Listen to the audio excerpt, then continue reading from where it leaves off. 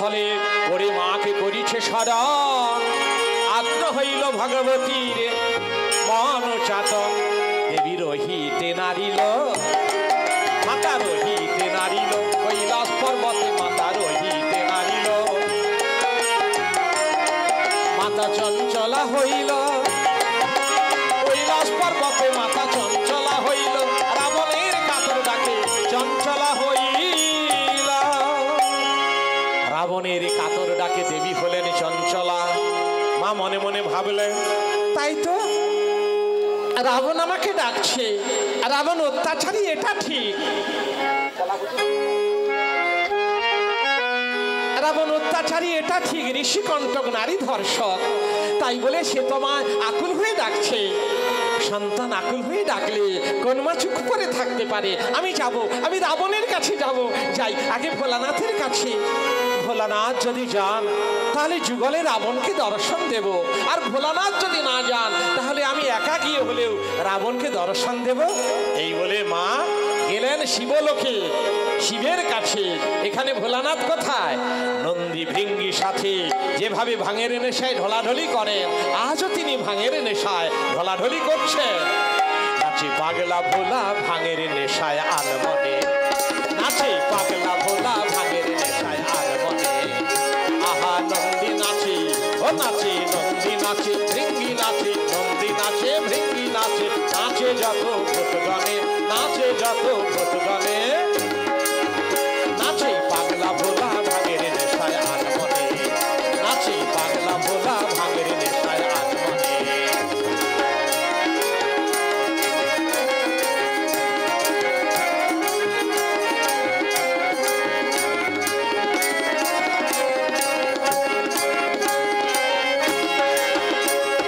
বাঘাম্বর কোটি তটে শিরে সুর ধুনি ছুটে, বাঘাম্বর কোটি তটে শিরে সুর ধুনি ছুটে। ভাষ্যে বিভূষিত অঙ্গ দুস্তরে শোভে করলে, ভাষ্যে বিভূষিত অঙ্গ দুস্তরে শোভে করলে।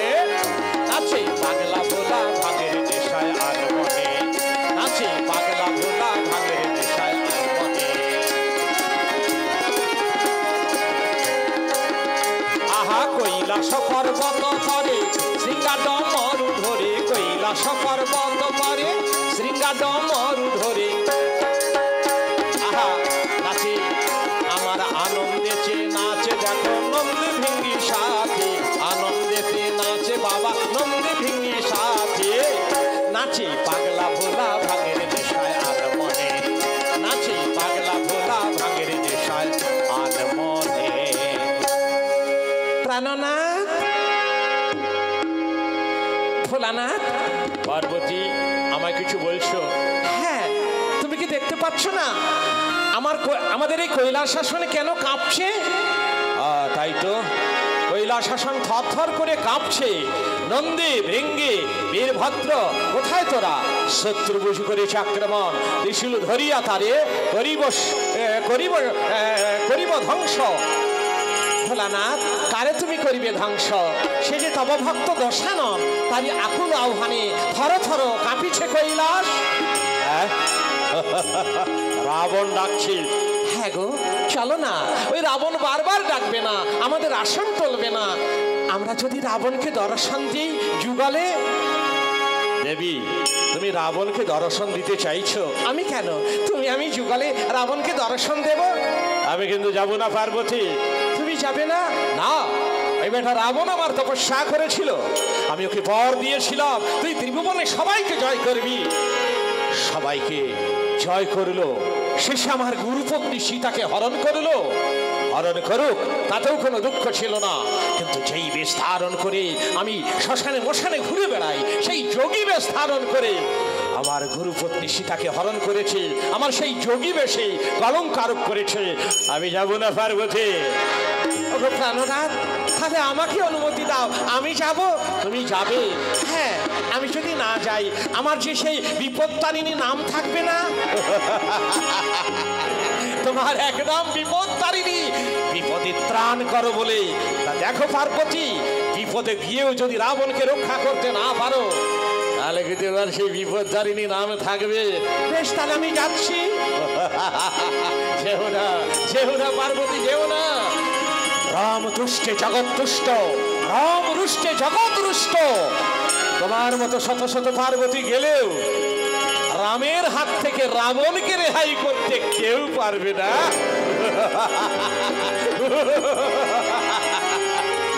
বেশ, তোমাকে প্রয়োজন হবে না, শত পার্বতীর কোনো প্রয়োজন নেই। আমি একা পার্বতী যাব, দেখবো কেমন করে রাম রাবণের কেশাগ্র স্পর্শ করে। আমি চললাম। ভালো গোল বাঁধিল, ভালো গোল বাঁধিল কৈলাসে, ভালো গোল বাঁধিল কৈলাসে, ভালো গোল বাঁধিল। আহা খেপা খেপির গন্ডগোল, এ হারে আর কে বাজিতে। খেপা খেপির গন্ডগোল কৈলাসে, ভালো গোল বাঁধিল। কৈলাস ছেড়ে এলেন মাতা শিবের ঘরণী। আহা কৈলাস ছেড়ে এলেন মাতা শিবের ঘরণী। কৈলাস ছেড়ে এলেন মাতা, যেখানে পড়িয়া কাঁদে, আহা যেখানে আহা রাবণের সম্মুখেতে দাঁড়ালো, তখন দেখিতে পাইল রাজা দশানন, দেখিতে পাইল রাজা দশানন, দেখিতে পাইল আহা জগত জননী মাকে।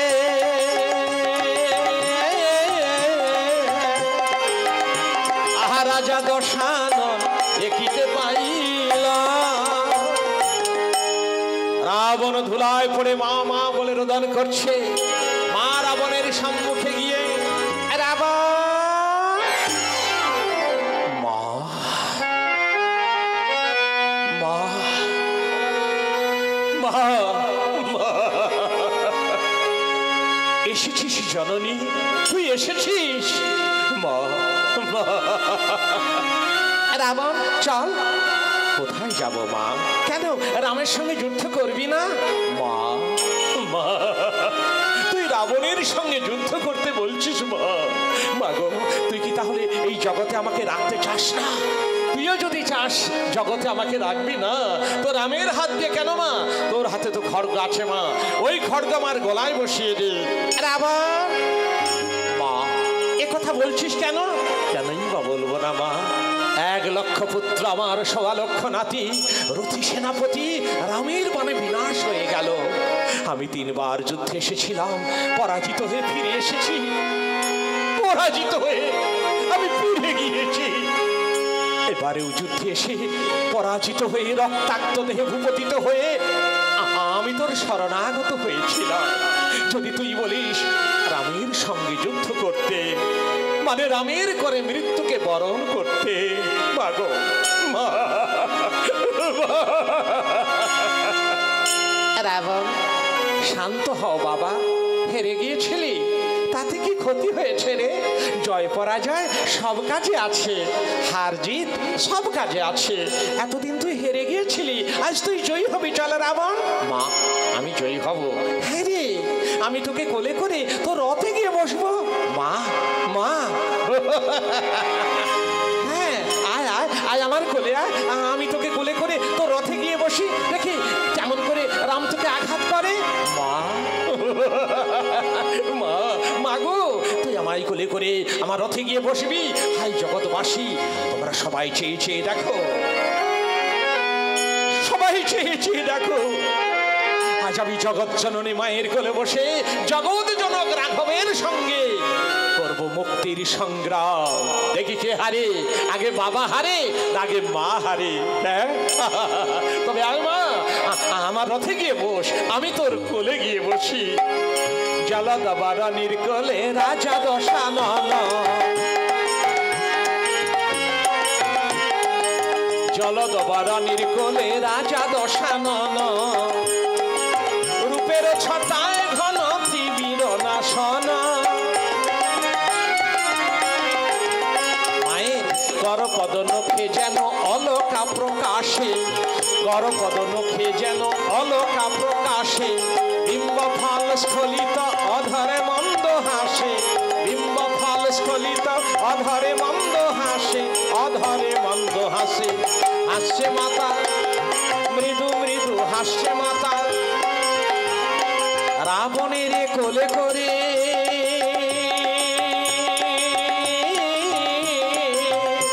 আহা মৃদু মৃদু হাসছে মাতা। রাবণ মায়ের কোলে বসেছেন, মা রাবণকে কোলে নিয়ে রামের সঙ্গে যুদ্ধাগ্রসর। রাবণের রথে বসে এদিকে রাবণ এই ভণ্ড বীরু জটাধারী কাপুরুষ রণং দেহি ফিরিয়া যাহ অযোধ্যায়, সম্ভবে না বিজিতে রক্ষকুলপতি দশাননে। এই রক্ষকুলপতি দশাননেই কখনো নিধন করিবার সম্ভব নয়। ফিরিয়া যাহ, স্তব্ধ হও দুরাচারী রাবণ। এতে করি রাম সমর এই পণ, সমান ভবন বান যোজনা করিয়া পাঠাইব সমনের পথে জলুক সংগ্রাম। রাম রাবণে তুল যুদ্ধ বেঁধে গেল, একের পর এক বান যোজনা করে চলেছে। অবশেষে রামচন্দ্র হরকে যোজনা করলেন অর্ধচন্দ্র বান। সেই বান মধ্য গগনে এসে গেল। রাবণ চিৎকার করে বলছে, মা মা রাবণ, ওই দেখ মা, ওই দেখ রাবণের নিক্ষিপ্ত অর্ধচন্দ্র বান বারবার আমাকে ক্ষত বিক্ষত করেছিল, এবারে পিতা হলে আমি ক্ষত বিক্ষত হব। রাবণ, চিন্তা কি বা, তুই তো আমার কোলে, দেখ না রামের নিক্ষিপ্ত অর্ধচন্দ্র বান কি দশা প্রাপ্ত হয় আজি। যেই মাই কথা বলল, রাবণ আনন্দিত হলো। দেখা গেল মা তার বাম হাতের খড়গ রাবণের সম্মুখে ধরিল, আর খড়গ স্পর্শ করে বান ফিরিয়া যাইল। সেই অর্ধচন্দ্র বান অর্ধপথ থেকে বাধাপ্রাপ্ত হয়ে ফিরে গেল শ্রীরামের ঘরে। রামচন্দ্র চঞ্চল হলেন, আর লক্ষ্মণ চঞ্চল হলেন। দাদা দাদা, দেখুন দেখুন, আপনার অর্ধচন্দ্র বান অর্ধপথ থেকে বাধাপ্রাপ্ত হয়ে ফিরে এলো। আমিও ভাবছি ভাই, আচ্ছা দাদা, রে রাবণ তো আগেও যুদ্ধে এসেছিল। হ্যাঁ, আচ্ছা রাবণের হাতে তো কখনো খড়গ লক্ষ্য করিনি। না, তাহলে এখন রাবণের হাতে খড়গ, ভালো করে লক্ষ্য করুন। ওই যে রাবণের হাতের খড়গটা চকচক চকচক করছে। কি বললি? রাবণের হাতের খড়গ? দেখি দেখি দেখি, লক্ষণ দাদা, ভালো করে চেয়ে দেখ, ওটা রাবণের হাতের খড়গ নয়। রাবণের পশ্চাৎ ভাগে লহলহ জিহ্বা, হারিয়া মেঘের বর্ণ, আলোলায়িত কেশ। ওরে বুঝি জগৎজননী মা চামুণ্ডা রূপ ধারণ করে লঙ্কেশ্বর দশাননকে রক্ষা করছে। ওরে বুঝি জগৎজননী মা।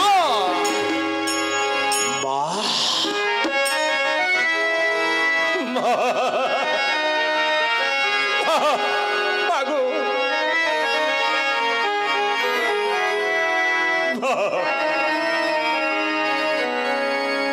মা, একই তোর বিচার হলো,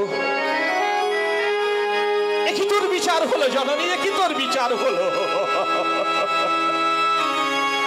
তুই রাবণকে কোলে নিয়ে রক্ষা করতে গেলি মা, যে তোর অপরাধী সন্তান তাকে তুই রক্ষা করতে গেলি, যে তোর নিরপরাধী সন্তান তাকে সংহারে উদ্যতা হলি, একই তোর বিচার হলো। শিবঘরণী জগৎজননী তুই, তোর ইচ্ছার বিরুদ্ধে আমি দাঁড়াবো না মা। মাগো, একদিন তুই দক্ষ কন্যা সতী রূপে জন্মগ্রহণ করেছিলি। তোর পিতা দক্ষের মুখে তোর প্রতি শিবনিন্দা শুনে দক্ষ যজ্ঞে প্রাণ ত্যাগ করেছিলি, জগতের সতী ধর্ম উজ্জ্বল করেছিলি। আর আজ আমার সীতা সতী যদি রাক্ষস কর্তৃক কলঙ্কিনী হয়, তোদের যদি সতী ধর্ম উজ্জ্বল হয়, তা হোক, তোর ইচ্ছার বিরুদ্ধে দাঁড়াবো না মা। আমি ইচ্ছে করলে পারি রাবণকে তোর কোলেই বিনাশ করতে পারি, তাতে যে তোকে অবজ্ঞা করা হবে। আমি যদি তোকে অবজ্ঞা করি, পৃথিবীর লোক সবাই তোকে অবজ্ঞা করবে মা, তা আমি পারবো না মা। আমি এই ধনুর্বাণ পরিত্যাগ করলাম। যেই দিন রাবণকে কোল থেকে অনুমতি করবি, সেই দিন আমি ধনুর্বাণ ধরবো, তার পূর্বে ধনুর্বাণ ধরবো না। ধনুর্বাণ রামচন্দ্র ছুড়ে ফেলে দিল, ধনুর্বাণ রামচন্দ্র ছুড়ে ফেলে দিল। ভোলা করে কাঁদে আমার রাম দুর্বাদল, আহা ধুলায় পড়ে কাঁদে আমার রাম দুর্বাদল, কাঁদছে শ্রীরাম, কাঁদছে শ্রীরাম, ধুলায় পড়ে কাঁদছে শ্রীরাম, নয়ন জলে বুক ভাসে, ধুলায় পড়ে কাঁদছে শ্রীরাম। রাম কাঁদছেন, লক্ষ্মণ কাঁদছেন, সুগ্রীব, অঙ্গদ, বিভীষণ, হনুমান সকলে কাঁদছেন। অদূরে মায়ের কোলে বসে বসে কিছু বান মারলো রাবণ, ফিরে গেল অন্তঃপুরে। এদিকে স্বর্গের দেবতাগণ হলেন চঞ্চল, যে রাবণ নিধন যদি না হয় দেবতাদের বিপদের সীমা বেড়ে যাবে। তাই বিধিকর্তা ব্রহ্মার কাছে গেলেন। বিধিকর্তা ব্রহ্মা সকল বিষয় অবগত হয়ে দেবতাদের সান্ত্বনা দিলেন এবং তিনি বললেন যে আমি যাচ্ছি ওই রামের হাত দিয়ে দেবী পুজোর ব্যবস্থা করবার জন্য। তাই ব্রাহ্মণের মূর্তি ধারণ করে ওই ব্রহ্মা চললেন সেই রামচন্দ্রের কাছে। বিপ্রমূর্তি ধরে চলে সে চতুরানন, বিপ্রমূর্তি ধরে চলে সে চতুরানন, শ্রীবদনে গাহে সদা রাম জয় গান, শ্রীবদনে গাহে সদা রাম জয় গান, বিপ্রমূর্তি ধরে চলে সে চতুরানন।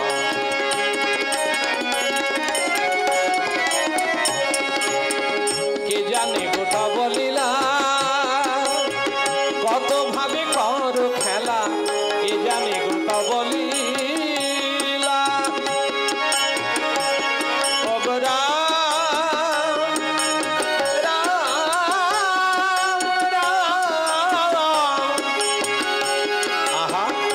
জানে গোটা বলিলা কত ভাবে কর খেলা, ধরায় এসে বারে বারে, ধরায় এসে বারে বারে কর ধর্ম সংস্থাপন, বিপ্রমূর্তি ধরে চলে সে চতুরানন, বিপ্রমূর্তি ধরে চলে সে চতুরানন।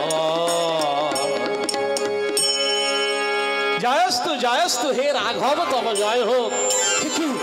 ব্রাহ্মণ প্রণাম চরণে থাক, আমাকে প্রণাম করে অপরাধী করো না রাঘব, তোমার প্রণাম নেওয়ার যোগ্য আমি নই। একটা কথা জানতে এসেছি, এইভাবে ধুলায় পড়ে তুমি কাঁদছো কেন রাম? আমি কাঁদবো না হে ব্রাহ্মণ, আমি কাঁদবো না। আমার পত্নী সীতাকে আমি হারিয়েছি। পত্নীকে হারিয়েছে বলে এই মাটিতে গড়াগড়ি দিয়ে কেউ কাঁদে?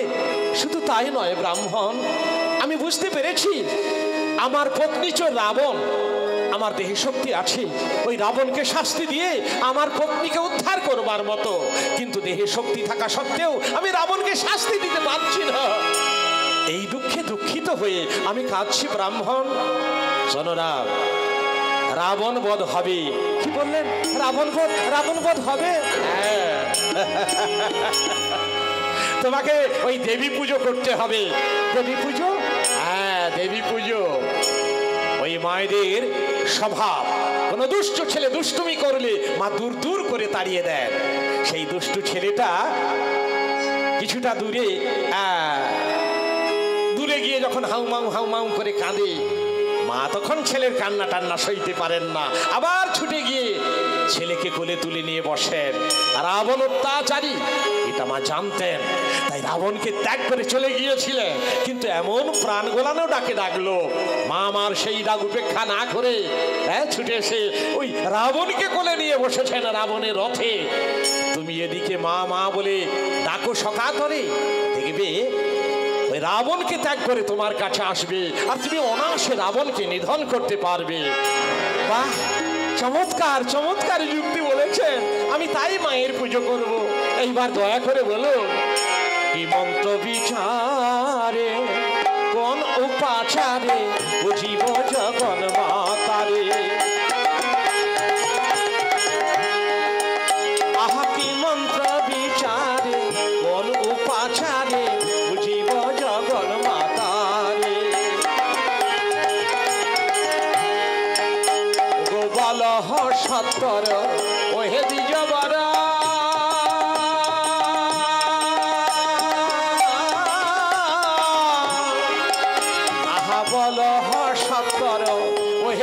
বড় সীতাহারা রঘুবরে গো, সীতাহারা রঘুবরে, সীতাহারা রঘুবরে।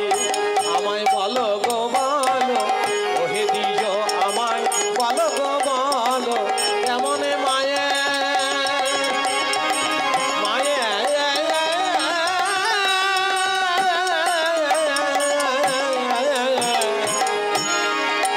আহা কেমনে মায়ে করুণা লোভিব, ওহে দ্বিজ আমায় বলো গো বলো। শোনো রাম শোনো, শান্ত হও। যদি তুমি একান্তই মায়ের পুজো করবে, সিংহবাহিনী দশপ্রহরণ ধারিণী মহিষমর্দিনী মূর্তি গঠন করো, ষষ্ঠীতে করো অধিবাস, ষষ্ঠী সপ্তমী অষ্টমী নবমী দশমী সকাতরে মা মা বলে ডাকো। জানো রাম, এই 5 দিনের মধ্যে যে কোনো একদিন মা তোমাকে দর্শন দেবেই, মা আসবেই। আর মা যদি না আসেন, তার দয়াময়ী নামে কলঙ্ক হয়ে যাবে। ব্রাহ্মণ, আপনি কি সেই আমাকে দুর্গা পূজার কথা বলছেন? রাম, দুর্গা পূজা? হে ব্রাহ্মণ, সেই দুর্গা পূজা তো এখন হয় না, হয় ফাল্গুন অথবা চৈত্র মাসে বসন্তকালে। এখন তো শরৎকাল, এই শরৎকালে দেবদেবীগণ নিদ্রিতা ও নিদ্রিত থাকেন। এই শরৎকালকে অকাল বলে ঘোষণা করা হয়েছে। এই শরৎকালে কি করে সেই দেবী আরাধনা করা সম্ভব? শোনদা, কে বলেছে শরৎকাল অকাল? আমি কেন? জ্ঞানীগুণীগণ মুনি ঋষিগণ ঘোষণা করে গিয়েছেন। আমি বলবো ভুল। যদি অকাল বলতে হয়, সব কালই হবে অকাল। কি বসন্তকাল, কি শরৎকাল, কি শীতকাল, কি গ্রীষ্মকাল, কি বর্ষাকাল। আর যদি সুকাল বলতে হয়, সব কালই হবে সুকাল। আসলে মানুষের অকাল কোন কাল জানো রাম?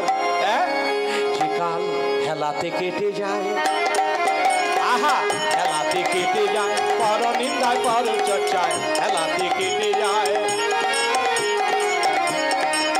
হে রাম, সেই কালো কাল,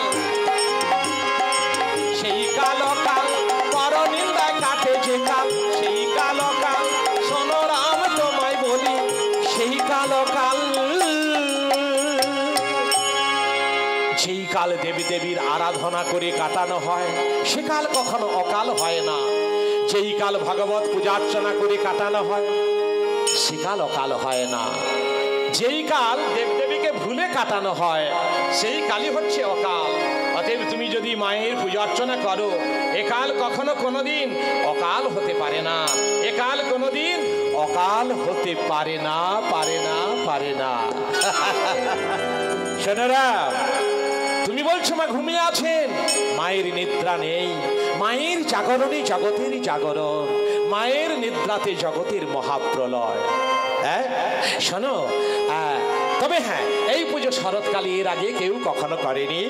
যা পুজো করে গিয়েছেন, সেই বসন্তকালে বাসন্তী দুর্গা পূজা, সুরত রাজা। এই শরৎকালে তুমি পুজো প্রচার করে যাও। যার যেটা ভালো লাগবে সে তাই করবে। যার বসন্তকাল ভালো লাগবে সে করবে বাসন্তী দুর্গা পূজা, আর যার শরৎকাল ভালো লাগবে সে করবে শারদীয়া দুর্গা পূজা। আর কেউ কেউ উচ্চারণ করবে অকাল বোধন, কিনা অকালে মায়ের জাগরণ।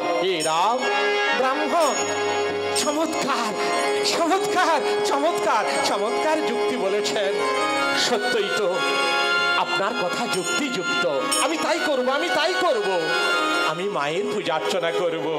সিংহবাহিনী দশপ্রহরণ ধারিণী মহিষমর্দিনী মূর্তি গঠন করে ষষ্ঠীর নিশীতে করব বিল্লধিবাস। ষষ্ঠী সপ্তমী অষ্টমী নবমী দশমী সকাতরে মা মা বলে ডাকবো।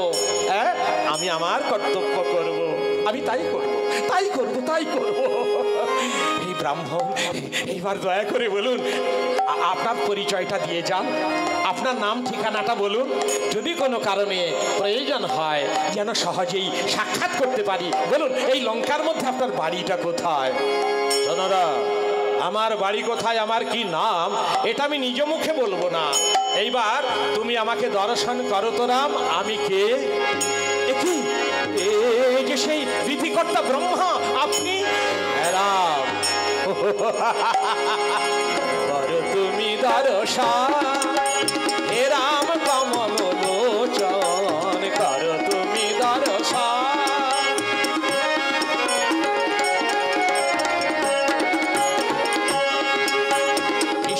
কাশী হিতে আসিয়াছি হেথায় বিশ্ববাসী হিতে আসিয়াছি হেথা বিধি শ্রী চতুরান করো তুমি দর্শন হে রাম কমল লোচন করো তুমি দুর্গা মূর্তি করিয়া দুর্গা মূর্তি করিয়া গঠন সারথে করো অকাল বোধন দুর্গা মূর্তি করিয়া গঠন সারথে করো অকাল বোধন আসিয়া দুর্গা দেবী ত্রিনয়না আসিয়া দুর্গা দেবী ত্রিনয়না দেবে রাবণ বধের বিধান করো তুমি দর্শন হে রাম কমল লোচন করো তুমি দর্শন। দেবী অন্তর্হিত হলেন আর এদিকে রামচন্দ্র আনন্দিত হয়ে